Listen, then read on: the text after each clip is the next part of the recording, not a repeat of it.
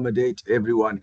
So, but if I may go back to last week's session, so where we are at the moment is that we are so busy finalizing, the letters of participation. All of y'all would have received.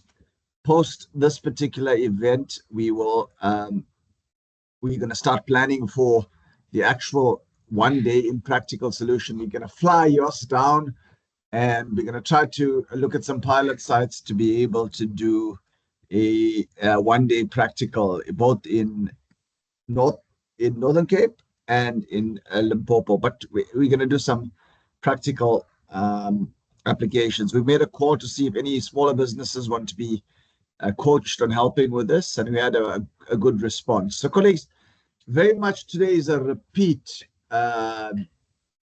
of the session that you've been through last time as well.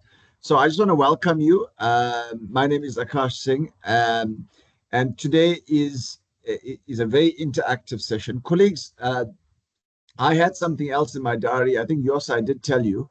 So I'm going to be here for the first, say, 20 or 25 minutes, and then I need to hop off. Marinda will be here, and she'll also be able to check. I'm assuming it's all okay, yes, Marinda? No problem.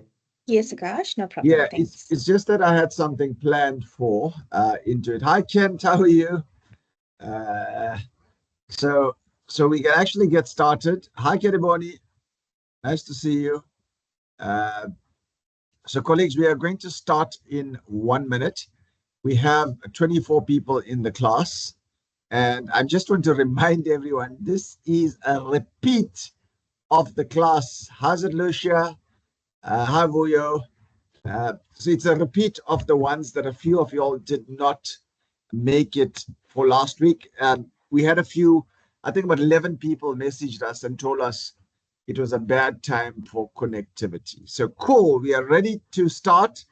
And today's session is on solar sizing. We are recording the session, so Marinda will also make it available. But today's a very much interactive session with yours. You'll see when he takes you through PVGIS, the tool that is free, that you'd be able to use. It'll take you through some of the other nifty tools that are available, but you're meant to be able to ask some questions. So yours will start off by asking by doing a summary for the first 20-30 minutes, just for you to understand. You can ask questions on this chat, and you can ask questions on the actual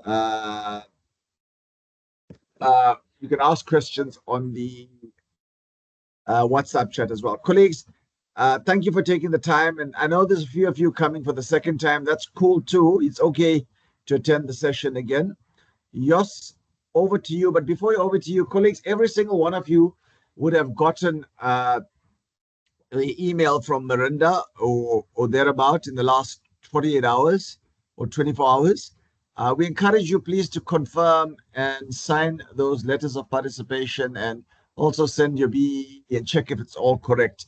It's very, very important if you want to continue to get the support and to do the practical class to get yours between the 12th and the 28th of November.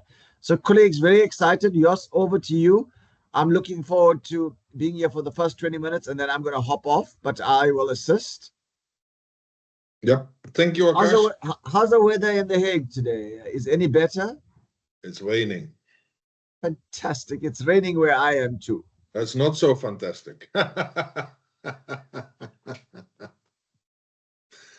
By the way, I'm not in The Hague. The Hague is in the city in the west side of Holland. I'm in Eindhoven area, which is in the south. Okay. But Holland is a very small country. It's only 300 kilometers from north to south and 150 from east to west. So, oh my God, you cannot compare it with South Africa. Oh, fantastic! Yeah, that's tiny. I didn't realize it's that small. Yeah. Is my screen visible? Absolutely. Yeah, okay. Go for it. Yes. Good. Then we move on for the second time for this session on solar sizing and economics. It was The video that you have seen was done by Martijn, my colleague. And I will move on today with this lecture that we look to sizing aspects of grid-tied systems and also offline systems. And we move into an online session of PVGIS, which is a tool available on the internet for free.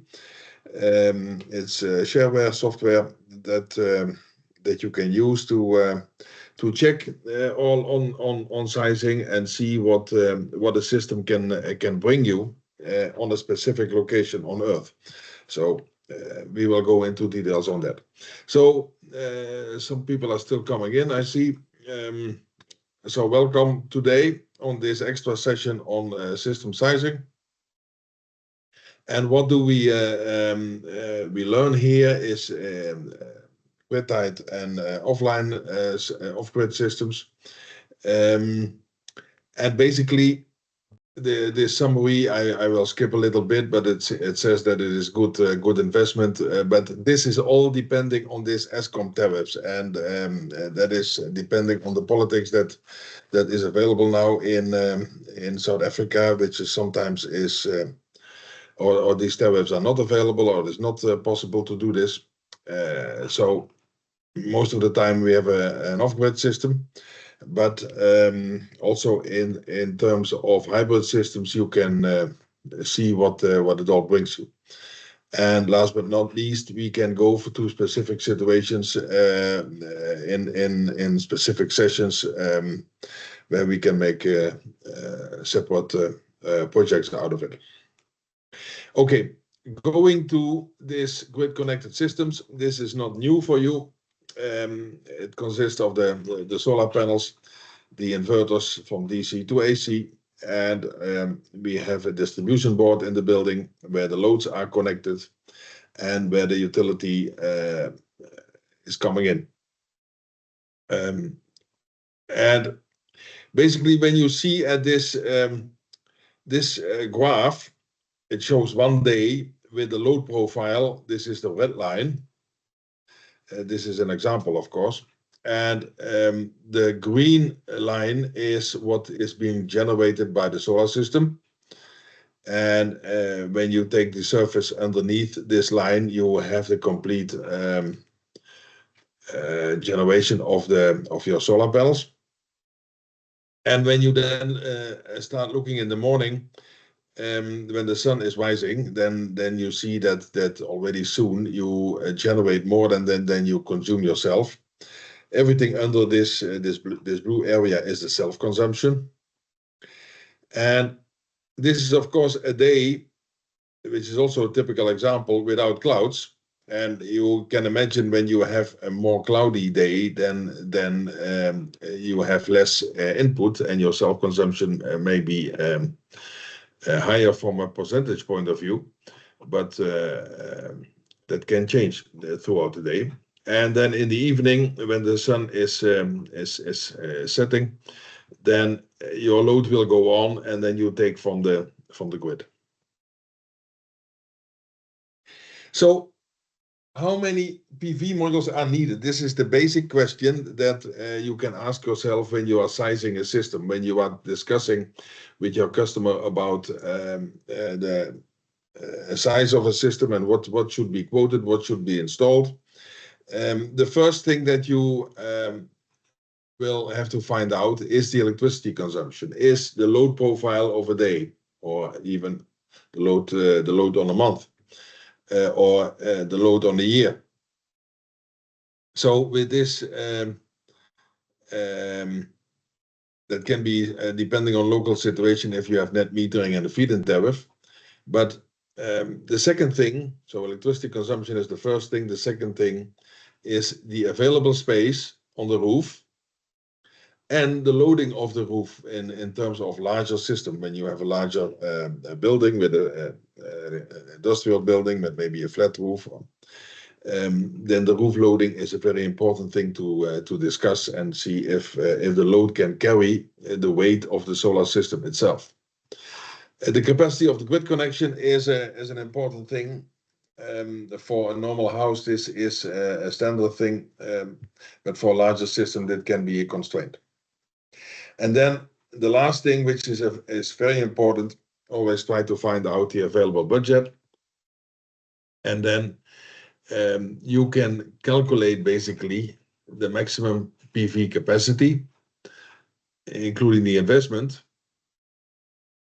And when you have the number of PV modules, you can still play a little bit with the orientation of the PV array.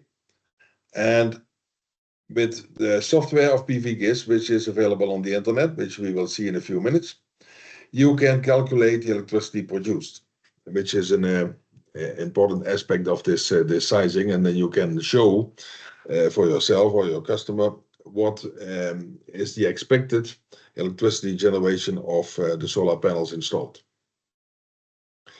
And together with the electricity price that may be there when you have net metering or when you have a feed-in tariff, you can calculate also and say something about payback time or return on investment or whatever parameter you like here.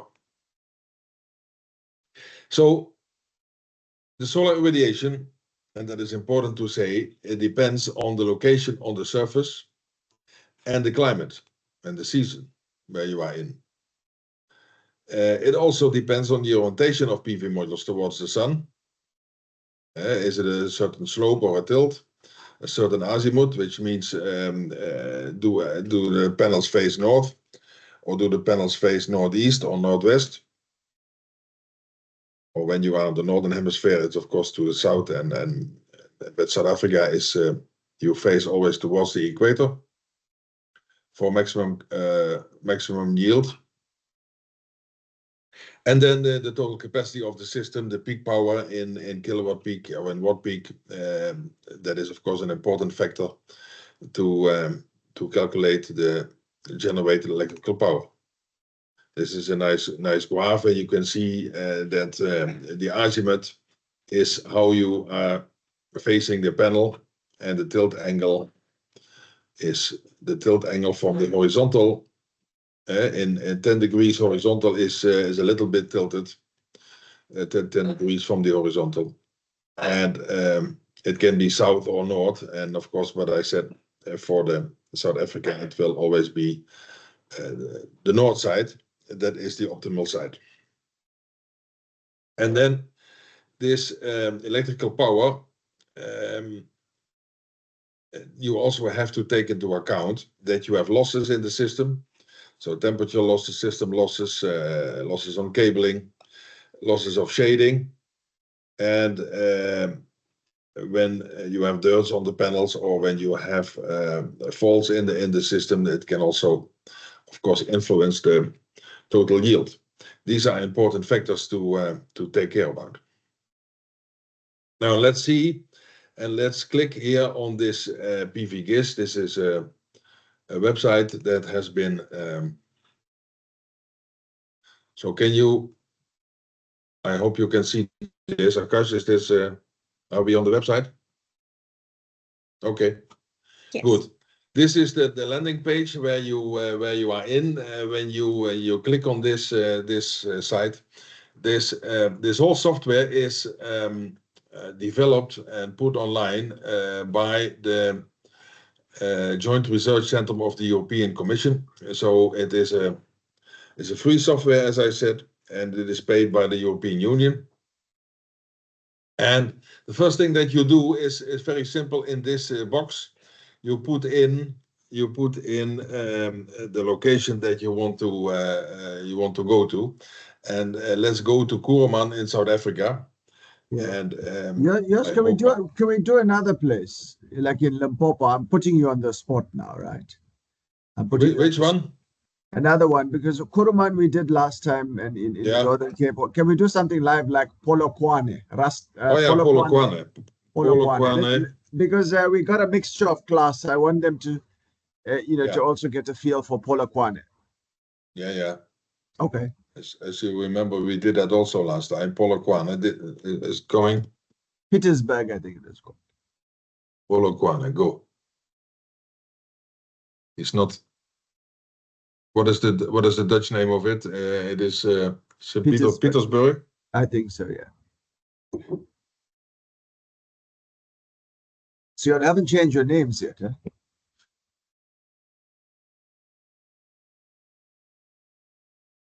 Check. Yeah, there was coming something Nelson Mandela Drive. That means that we are in the right spot. Oh. The website is sometimes not that quick. Yeah, but it's coming. It's coming. Then we can go to these fields here. And you don't need to change this one. And this is the technology, which is the normal crystalline silicon that everyone is using. And you can put in the installed peak power. I put here now in 1 kilowatt peak, so 1000 watt peak, which is 3 panels more or less.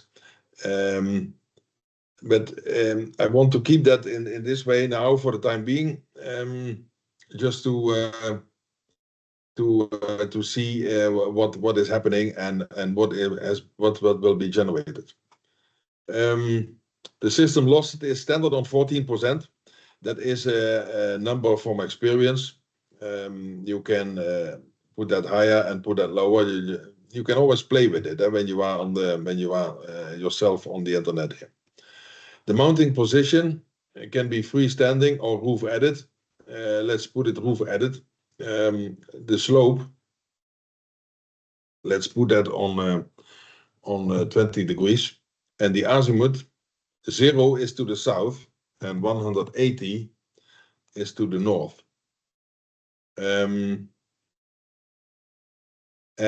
you can here visualize results.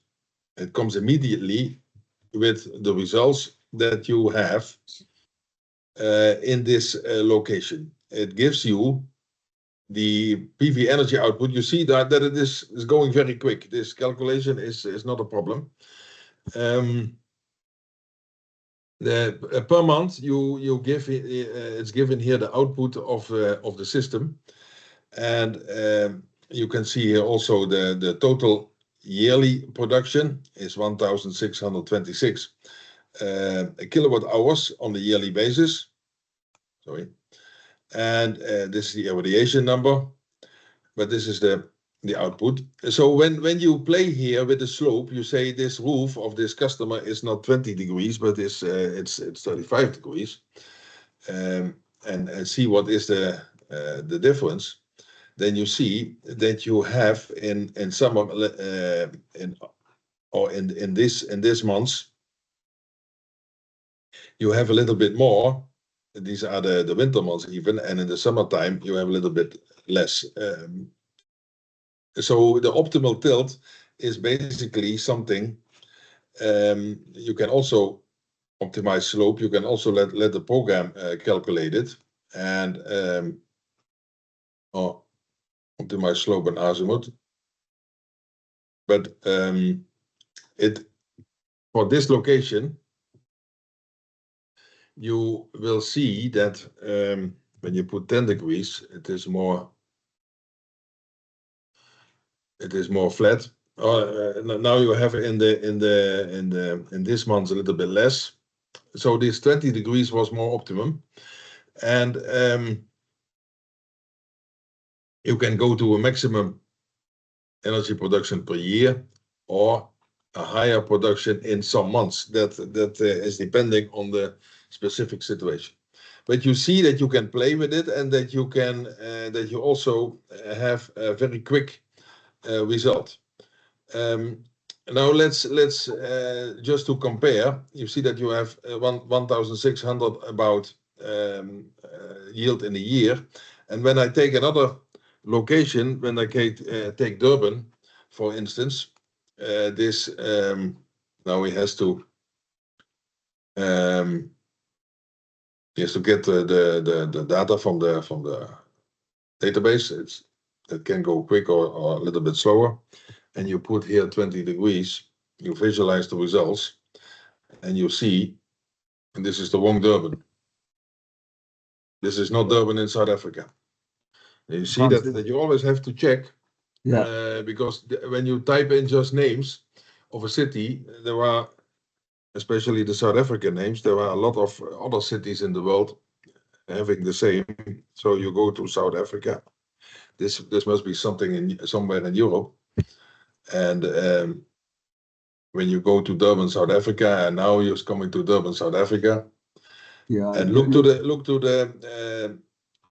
this one now. Oh man, big difference. Yeah, no, wait. This is still the old one. When I do visualize results, now you see that you have a flat over the year with this slope and this orientation. And before I had it was somewhere else. And what's the total now? 1,399. Is that right? 1,400 for Durban. In this case, you have lower irradiation because you are much more another location in another climate.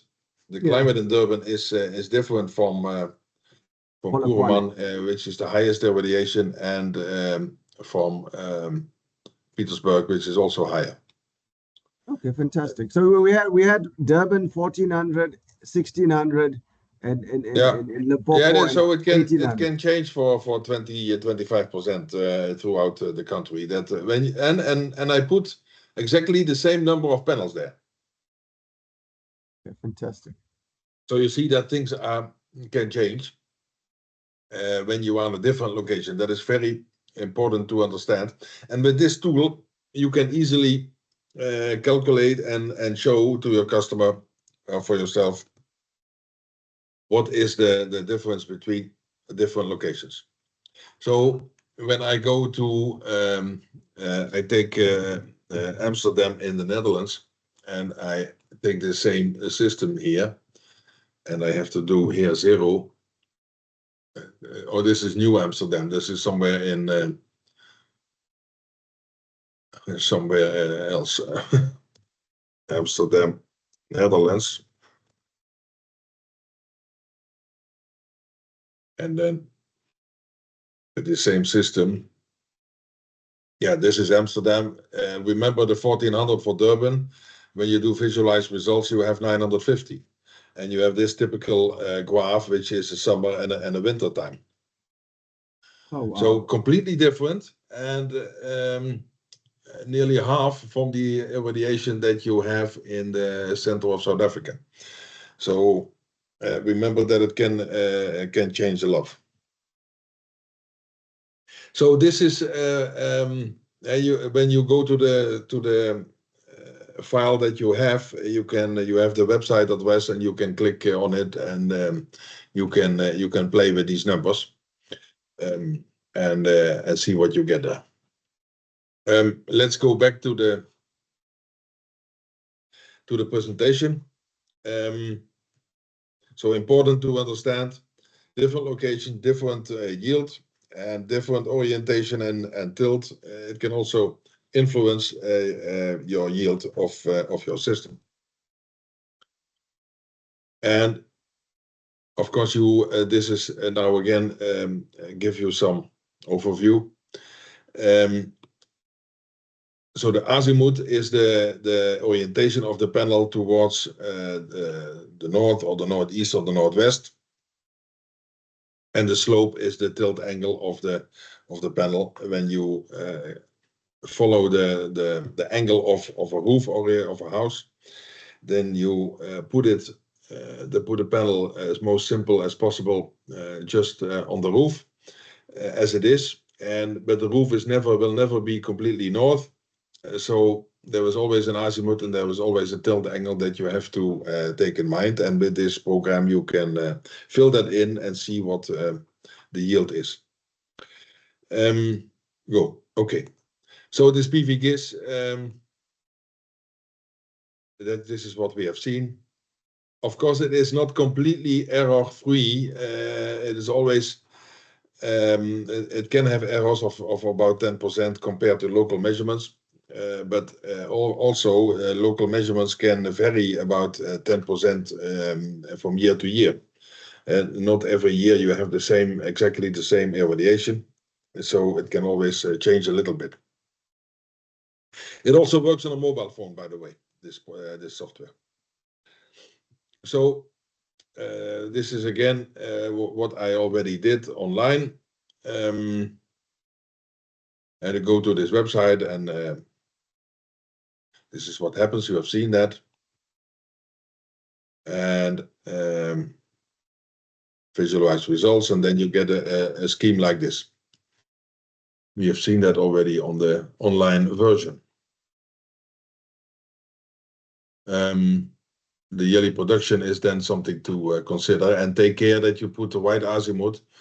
0 degrees is to the south, and 180 is to the north. So when you are in the southern hemisphere, then you need to take 180 as an optimum.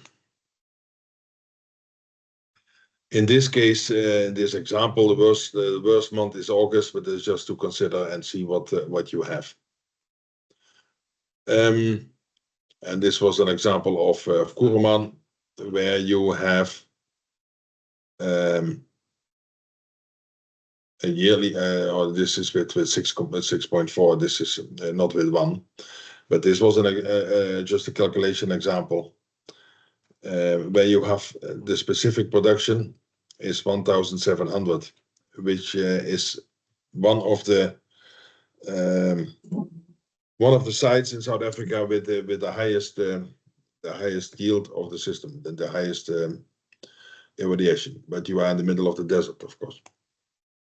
Then some words about economics. We did a system of 6 kilowatt in Kuruman. And this is basically some old data with old capex, which is not valid anymore, I think. And also this utility tariff is maybe not the case, but just that can you mute yourself, please? Or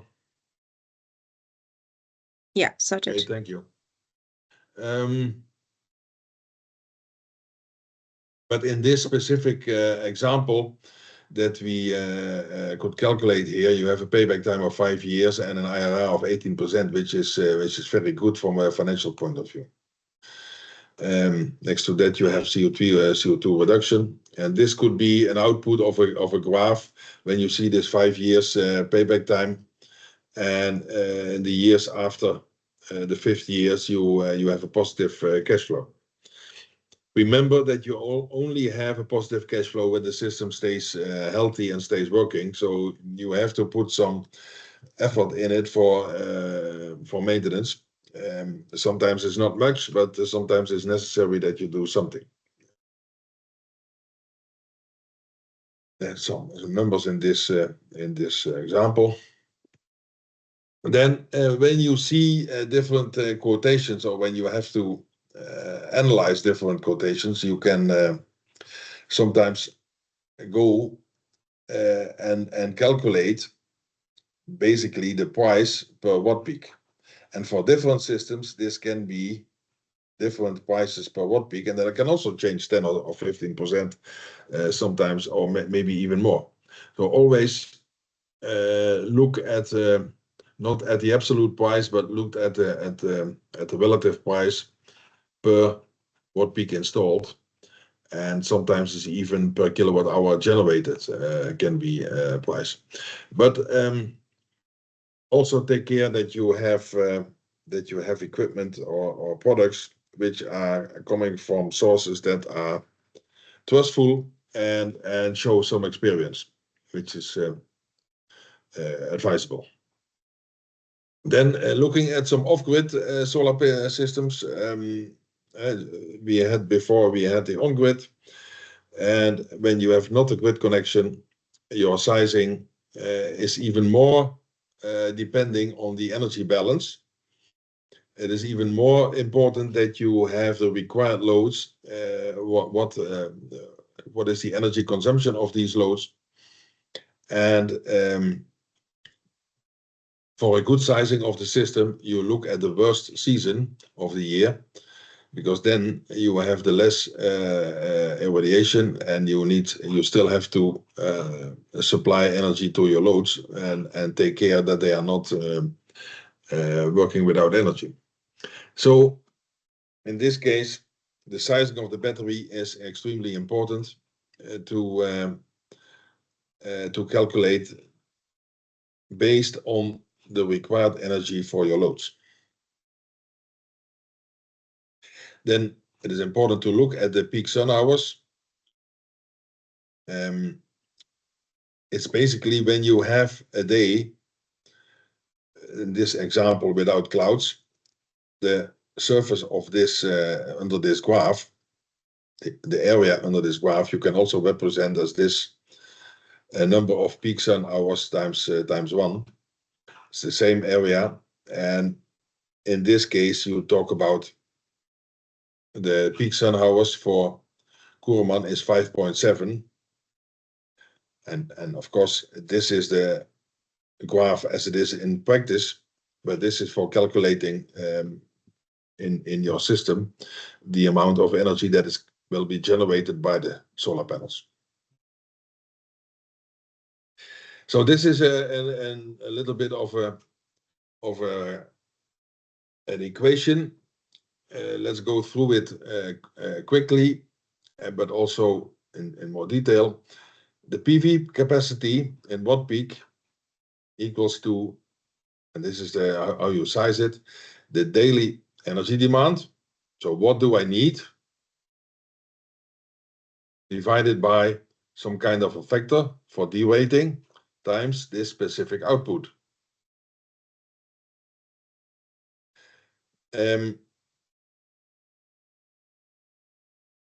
So you need a number of solar panels to generate the energy that you are daily using.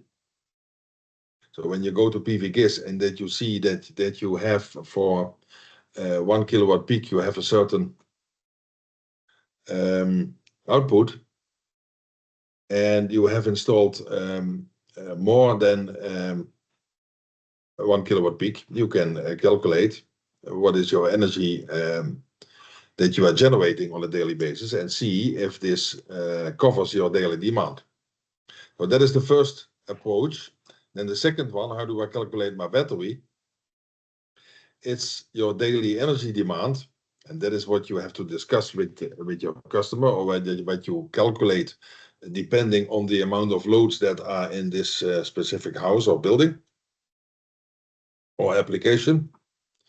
The daily energy demand times the days of autonomy.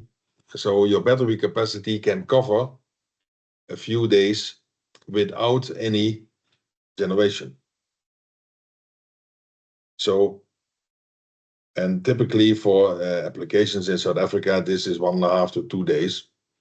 It can also be more. Then you have a more system which is more expensive, take care, but also which has a larger autonomy and which will generate more days without any problems.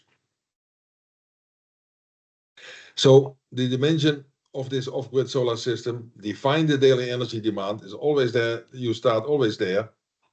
Define, calculate the solar PV array sizing, then the battery bank, and check this by PVGIS if this is still working like this. So it's not that difficult. First the array sizing, the battery bank capacity, and check it.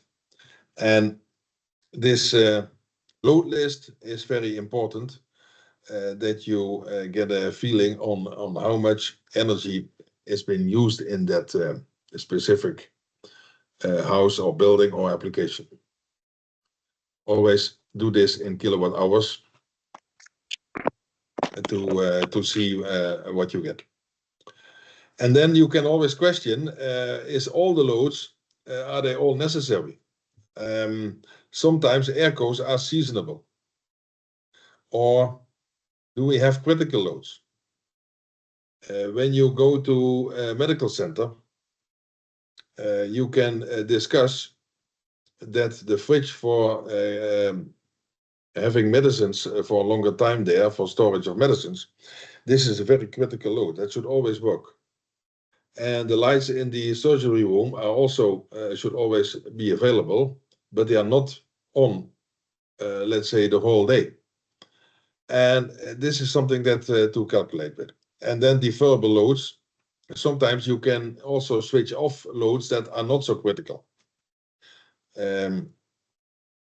And always when you have specific loads in a house, look also to energy saving and look also to alternatives maybe for this specific situation. Of course, in the past we had lights of normal bulbs, but now all the lights are made of LED lights, which consume much less energy than in the past. And when you see still old lights, maybe it's worthwhile to change them for LED when there is a budget for this available. And then the verification by PVGIS, what I showed before. Go into your location, daily energy demand, and then you get your outputs. And the output is often the percentage of days with an empty battery. And when you want to diminish this number of days, you have to get a larger system, so an extra panel or a larger battery. And also the state of charge of these batteries will be is an output of PVGIS. So also in this in PVGIS you have a method of doing this for off-grid systems. And just go there, play with it, take here off-grid, and go again for the location and enter everything you need to enter, and then you visualize the results and you get this kind of result, which is basically a battery performance. The green bar is the percentage of days that the battery is working fine. And when you say that this has to be 100%, then of course you have to enlarge your system. But sometimes it can be that you allow the battery to be empty for a few days in a month. And that is depending on what the customer wants, the budget, and of course that depends on the size of your system. But with PVGIS you can calculate this. Remember, in off-grid systems, you have an investment which is much higher than grid-tied due to the batteries and also the more expensive inverters. In off-grid systems, it is important to always look to reduce the energy demand. What I said already, try to look into the loads and see if you can get the energy consumption a little bit more down, because everything that you don't consume, you don't need to generate in a relatively expensive way. And always take in mind that the batteries have a longer lifetime than the solar panels. Solar panels typically 20, 25 years, 30 years maybe. Batteries 5 years, and for lithium it can be 10 years when you have when you take good care of them. So off-grid systems should not be compared to the on-grid, but should be compared to generating energy by a diesel generator, by a diesel genset. And then in that case, you can see that with a genset, it is still more expensive to do it with on that way. And when you have very small systems, you can have another way around, but here you see that the cost of a system over the years with a genset, you go up, and the solar system you pay with a payback time in this range, and you see this increase is always the battery that you have to replace after 5-6 years.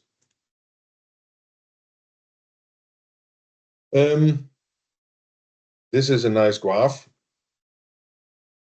when you have the total cost of energy, the levelized cost of energy, for 4 different situations: grid connected solar, utility grid, off grid, and a generator. This is the way of small systems, very rural. You compare it to off grid, and the utility grid you compare to grid connected solar. And let's see, this is what you get. The generator is often in terms of dollar cents per kilowatt hour, 30 or more dollar cents per kilowatt hour. When you have off-grid solar, you are in most cases already cheaper than the generator. Looking to utility grid, in most of the countries, between 10 and 20 dollar cents per kilowatt hour. In grid connected system, especially in larger systems, you can go even down to 10. But this requests an investment. This is not requesting an investment. So that is the different case. This is a low capex, a lower investment, but a higher operational cost. You have to buy your diesel, you have to do your maintenance. And in off-grid, you have off-grid solar, you have an investment, and after that, your maintenance is very low. But still, there is something, but it is very low. Okay. Then a few words on this off-grid with a smaller battery. When you have backup systems or when you have hybrid systems, so when you still have a grid connection and also a battery, then normally you work with a smaller battery because the grid is sometimes there and you can charge your battery with the grid. So often you go only for 6 hours of battery capacity, and you work only for these essential loads. You always try to keep up the essential loads with the solar, and when you have a grid, you have the grid, you can run everything on it. So the economical aspects is depending very high on this day and night consumption. With solar, you reduce your utility bill, but you also cover the essential loads in times that the grid is off, that you have the blackout or load shedding, as you call it in South Africa. This is again a graph which shows the cumulative genset cost against the solar cost, and you see that after a few years, the solar costs are they keep very low, and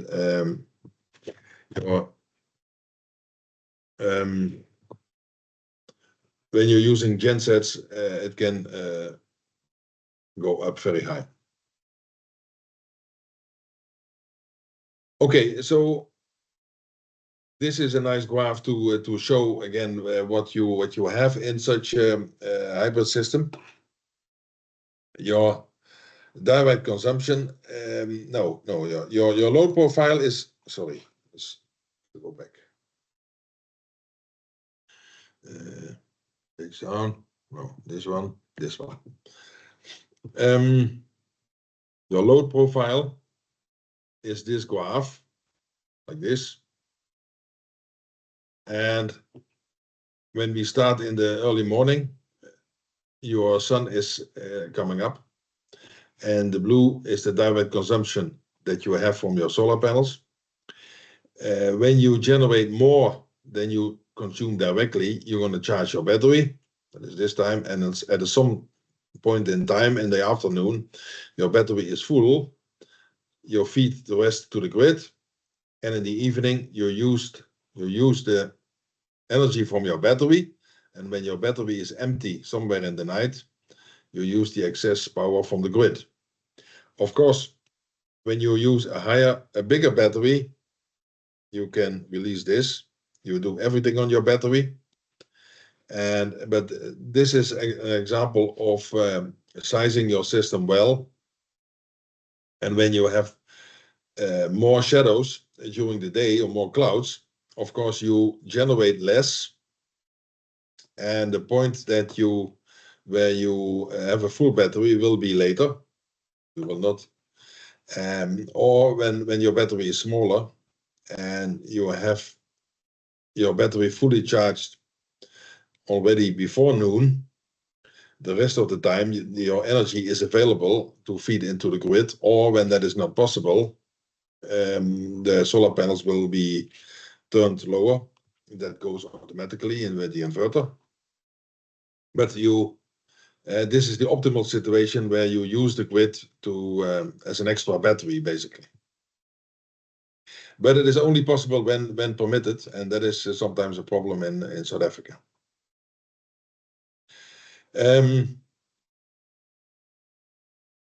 Yeah, this is another analysis of the situation when you have no battery. You see that you have a specific solar capacity with a capex, and when you have a backup, your capex increases considerably, and in off-grid it is the most expensive system. But this is just an example. When you when you compare it with grid-tied and with battery systems. So as a summary, batteries are quite expensive, but sometimes necessary. When you have load shedding of a utility grid, take care of the energy demand during day and nighttime. The running hours of the generator you can really diminish when you have a good sized system. And the solar becomes really competitive when it is used daily and not only a few times per month. And when you are really grid tight, then you can also see from the calculations that you have a good financial investment, depending on tariffs, of course. As I said before, with Eskom, you don't know exactly what is the situation. And PUM can help you in specific situations to calculate a specific system. And when I'm around in November, I don't know which of your companies I will meet. We still have to plan that and see what is happening, but we can also discuss face to face when for specific systems, which is no problem. So I would like to stop the now, and the floor is basically open for questions from your side. So go ahead, guys. Put it on the chat or raise your hand, and we can discuss. Yeah, Johannes, go ahead. Yeah, Johannes. Hi, good afternoon, everyone. Hi. I have one question. The solar panels, when you're sizing, depending on which time of the month or which time of the year, because what I'm experienced or what my customers have experienced is during winter time, the efficiency is much higher than in summertime. So I would like to ask: is it the positioning of the solar panels, or is it because the roofs are cooler? And yeah, thanks for asking. This is an effect that you see that in your winter time. So that means about from April to September. Then your temperature is much lower than in the summertime, and at a lower temperature. I'm sorry, I have some problems with some dogs here, but it will go better. So the temperature effect is this effect that you experience here, but it depends basically on the irradiation of the sun anyhow, and you have seen in this analysis that I showed from PVGIS that you sometimes in the winter time can also have the same irradiation as in summer. In summer you have longer days and you have more irradiation, but due to high temperatures you have a little bit less output, and this is this effect. Okay. Any other questions from the audience? It can also be on another subject from other lessons. We still have half an hour or 1 hour to move further. No problem. Johannes, you still want to ask something? Yes, I want to ask something. The batteries, does it also depend on which mark you are buying or which the manufacturer are? The longevity of the battery, because I know the lithium batteries, which are currently the best batteries on the market, for some brands, let's say for SunSync, and then you got the S-Volt. So depending on which brand to buy, does it also depend by the brands you buy? Does it also affect the quality of the battery as well? Yes, the quality of the batteries is of course an important aspect. In my lecture on batteries, I already explained that there is a difference between the old lead acid batteries and the newer technology, the lithium batteries. The lithium batteries have a higher quality, a longer lifetime. They are more expensive, and the lead acid batteries are cheaper, but less quality and also less lifetime. And this is what you see, and what you see in the market is that lithium is now used much more than lead acid, because in the end it is a better investment because of this longer lifetime and better quality, and this pays off in the end. So better invest a little bit more, then your lifetime is much longer, and that means that your total electricity cost of your total system are also lower. Okay. Any more questions from the classroom?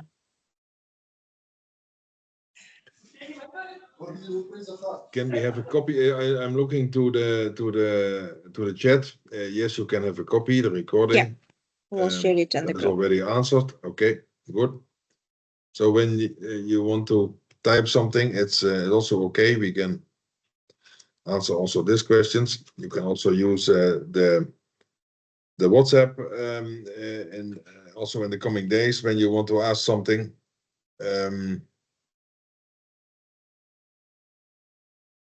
Then we can also try to ask answer questions from the WhatsApp. Yeah. Johannes, you still have another question? Go ahead. Yes. Sorry, I'm busy today. I'd like to find out, will you give us a list of apps for us to utilize when we are, especially when we're calculating sizing, especially free apps or the ones that you have to buy, maybe? Yeah, the PVGIS is for free. There are more software that is relatively expensive. Of course, it has more functions. You can also make drawings with it, and you can make quotes with it, relatively automatic. But that is also investment. So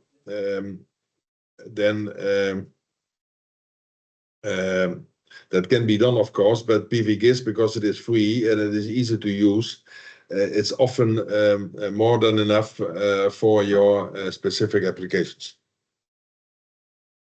Thank you. Are you going to give us the link and the link where we can download it? The PVGIS is this link is in the presentation. Okay, thank you so much. Okay. I came a bit late, so I didn't see the presentation at the beginning. Okay. All right, thank you. And the presentation, maybe we can put a link again on the on the WhatsApp, Melinda. Yeah, that will be great. Yeah, and also the link of the PVGIS link. We did that last time as well. We can repeat that, of course. Good. Any other issue? Happy to answer any questions. Andrew, go ahead. Good afternoon, everyone. I just want to ask, the battery, or the lithium battery, you've got some, maybe the baths when they are full. So during the night, they're using the power up to maybe two bars. So I want to ask if is it fine to maybe not to charge overnight, or is it fine if we can wait until tomorrow to use that sunlight to charge the battery? Yeah. Well, the question is, can you charge the battery overnight? Of course, you can charge the battery overnight, but the question is, do you have a power available? Is the power coming from the generator? Is the power coming from the grid? And when you have an automated system and you have an inverter, which is a hybrid inverter, it takes care that the battery always has a good healthy charge. So it uses the grid when the grid is available to charge the battery. So that is one. And the question is, can I use my generator? When it is not necessary, don't use your generator at all. Leave it off. Only use the generator in case there is less sunlight or you have higher load than expected. Yeah, then and sometimes you need to recharge your battery. Then you can use your generator, but don't start the generator when it is not necessary. Use your battery as long as the battery is available to give you power. But the lifespan of the battery is gonna be fine. Like if we didn't. Yeah, the lifetime of the battery, when you discharge it completely every day, the lifetime is not that long. But then maybe your design is not that good. So you have to diminish your load profile, especially during the night, or put some extra panels when that is not possible. So that is always playing with how many load do I have? Can I diminish this? Can I reduce the amount of appliances, or can I put more energy efficiency in these appliances? So that can be a better investment than buying an extra battery or buying or putting on the generator every night, which consumes a lot of diesel. So it's always good to think about how can I solve the problem when my battery is getting empty every day. So first, look at your load. Second is, can I increase the system itself? But first, look at the load. Okay. And then the last point is, okay, put on your generator. But you know that when you put on your generator, you consume fuel, and that is also costly. Okay, thank you. Okay. Thank you. Any other questions, guys?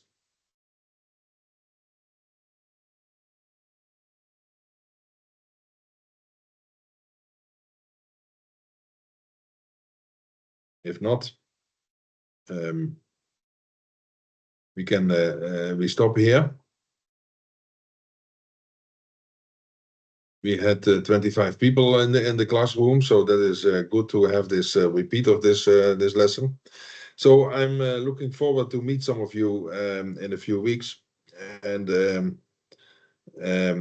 Melinda is communicating all these issues of how to become a supplier in one of these systems and how to get a face-to-face glass when I'm available locally.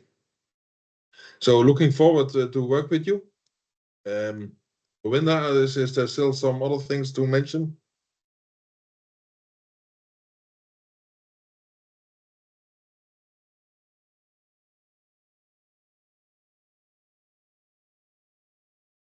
Linda, are you there? Yes, I'm here. Okay. Yeah. So yeah, I don't see any questions here. I don't see anything in the group. So I will share the link later on. I saw lots were struggling, to connect. Okay. Yeah. Good. Then I thank you all for joining the classroom and looking forward to meet some of you. Okay. Yeah, looking forward to the practicals. Yeah. Guys, you would have received an email from me. If you haven't, please just do respond as well. We'll keep in touch later on today. Okay. Thanks so much, Yas, for everything. Okay, bye-bye. We'll keep in touch. Bye. Thank you so much. Goodbye. Bye-bye. Bye-bye. Okay, thank you so much.